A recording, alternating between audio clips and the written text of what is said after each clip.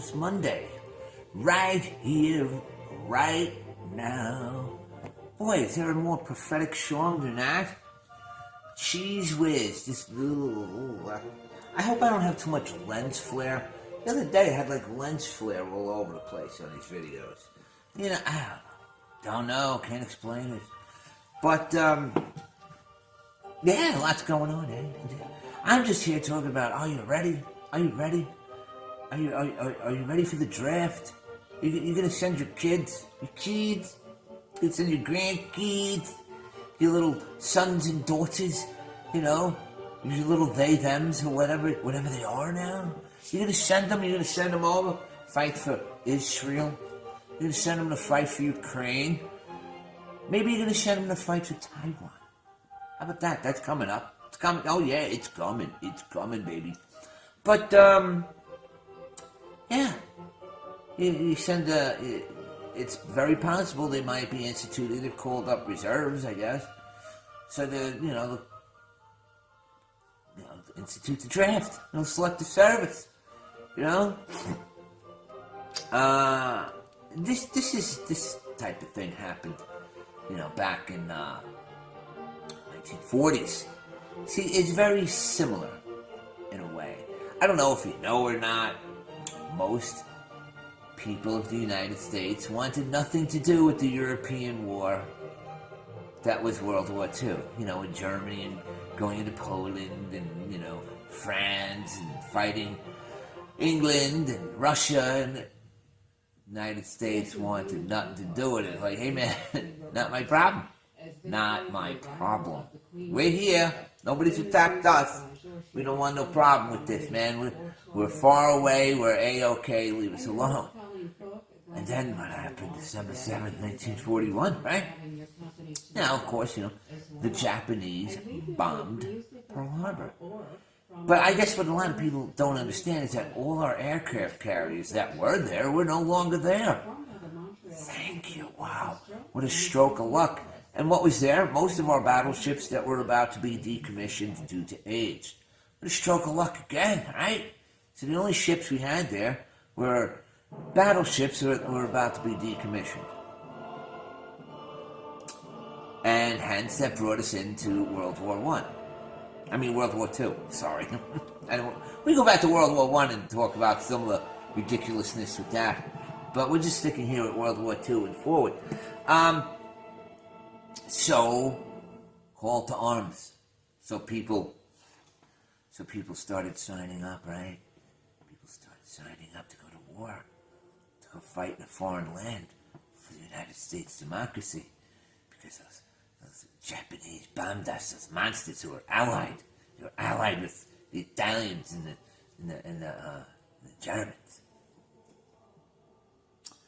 And it was a real call to arms, so a lot of people were very much into that. So they all were on board, and everybody kind of jumped in, and signed up to go fight. So and it's like it was part of your patriotic duty to do so. Hang on a second.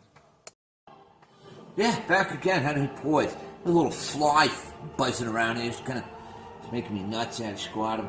Yeah, it's like 80-something degrees today. I think it's gonna be like 25 next Monday. Anyway, regardless,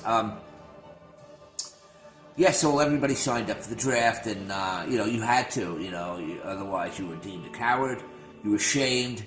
Women wouldn't go out with you, wouldn't date you, wouldn't marry you. You weren't getting to Floyd. Anyway, you wouldn't get anywhere. But then things, we won. Basically, Russia went into Germany. They stopped the Germans, and we bombed Japan into oblivion. But so then we had what we called a police action up in South Korea. What is that? Something parallel? I forget the name of it, but it wasn't really a war. It's police action. Skirmish. I don't know.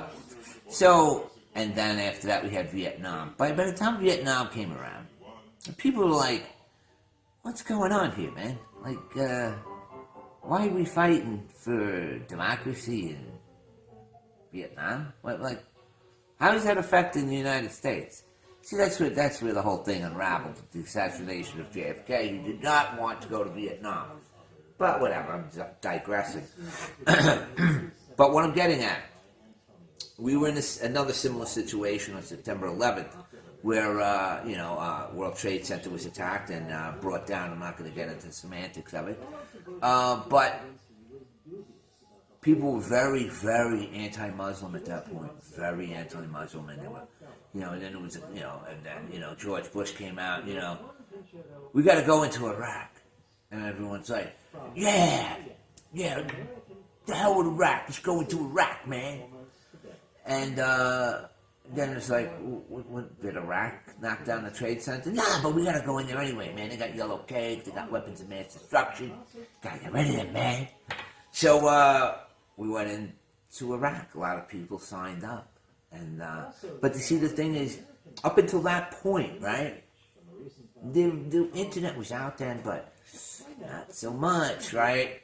And it definitely wasn't out around the time of Pearl Harbor or Vietnam or the battle of the Korean War. So they could completely control the narrative however they wanted. And that's exactly what they did. They controlled the narrative exactly how they wanted you to see it. They fed you the information how they wanted you to consume it. And that was it. But then after 9/11, the internet really started to pick up, and people really started to picking apart the actual video footage of the news cameras, of people's own video footage, of news reports. People just started, and there were cameras everywhere at that point, starting to, and they were like, hey, what's going on, man? What's going on? And now, lo and behold, we come to today, after all the stuff that's happened since 2020, where we're at this now. We're at global war. So, we're supporting Hamas, we sent $200 million to Hamas. We give Iran money, we give Israel money, we give everybody money except the people of the United States. We don't have no money for them. The borders are open. There's people all over the United States, take a side, man. What side are you on? You're on the side of Israel? You're on the side of Palestine? Are you for Hamas? Are you for Assad? It's ridiculous. And they're going to bring the draft out. Meanwhile, we've depleted our oil reserves. We've depleted our munitions, bullets and planes and stuff. We're dangerously low on that stuff. Meanwhile, we're letting, numbers are just in, we're letting 600,000 fighting age men cross the southern border in Texas. August, it was 300,000. September, it jumped up another 300,000. And that's what they know about, people. That's what they know about. So it could be more. It could be 1 million a month. 1 million a month, fighting age men, waltzing into the United States. Hey, I'm here, man. What do you want me to do?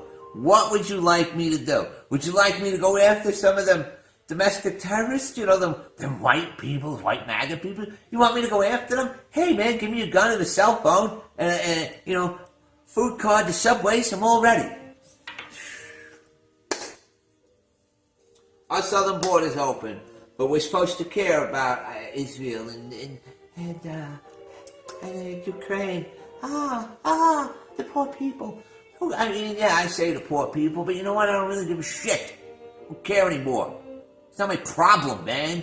And guess what? They can't force feed the narrative unless they bring this shit down right here. This thing called the internet, slam it down. They're doing so right now. What, Odyssey going into bankruptcy. BitChute, thrown off Google app. I can't even share the videos anymore. It's insane. What else? Rumble's got issues going. Wasn't Rumble out of Canada or something? They just put the legislation through there. They're going to shut this stuff down, man. They're going to shut this down. Yes, they are. They're going to shut it down because they know that they can't push their bullshit narratives where, oh, hey man, we're fighting for democracy, while our southern borders are wide open. And then there's people all over, people of ethnic Muslim descent, supporting Palestine, and that's their right to do so in the United States. Their right to organize and their right to protest. Where'd they get all these Palestinian flags and these ISIS flags and these Al-Qaeda flags? Walmart selling that? Huh? Amazon deliver it? I mean, they all got it. Boom, everybody mobilized. Thousands, tens of thousands of people. How is that possible? How is that possible? They got flags and posters and they got the talking points. It's just weird, man. It's like some crazy chess pieces going on here. Crazy chess pieces. First they had, Hamas attacked Israel. Okay, whatever. I see that. Then Israel bombed a hospital. Then they didn't bomb a hospital, but mainstream media jumped on board, putting down Israel, which is very odd, if you know what I'm talking about. There's a lot of psyop, under psyop, under psyop, under psyop. Like I said, I just think, their second rollout of the roll up your sleeve, they were supposed to do this at the end of this year and next year.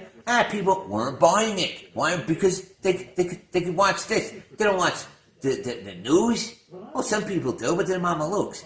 But what I'm saying, people are waking up, right? And I get it. What do? You're just like, oh, wow. You talk to your friends. You see them. Mm-hmm. What do? I don't know. I'm the same way. I talk to people. Nobody's on board with what Jojo Magoo's doing. Nobody. Nobody's buying bullshit. Nobody's even buying that he's legitimately, commander-in-chief of this country. Asterisk 46.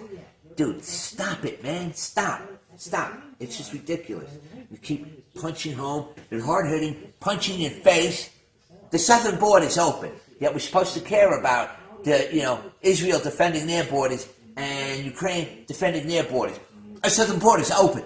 Completely open. 600,000 people walking in, and then suddenly there's protests all around the country with, Palestine flags.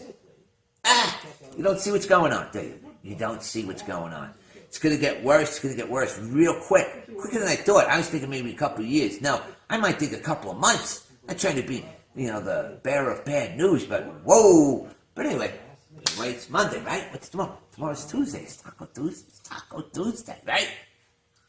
Enjoy yourself. Prepare. Please prepare. 2 things you need to do. Three things. 3 things. You need to keep your eyes open.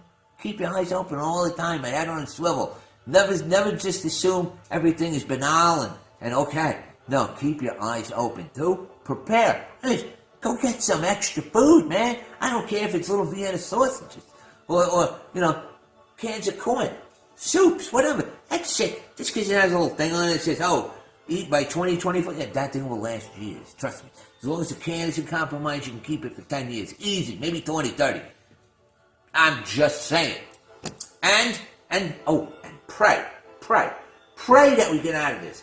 Pray. Read the Bible. Get together with other people. Collectively try to come together as a group. I love you all. But everybody, have a wonderful day. Tomorrow's Tuesday. I may be able to touch base with you towards the end of the week. Peace.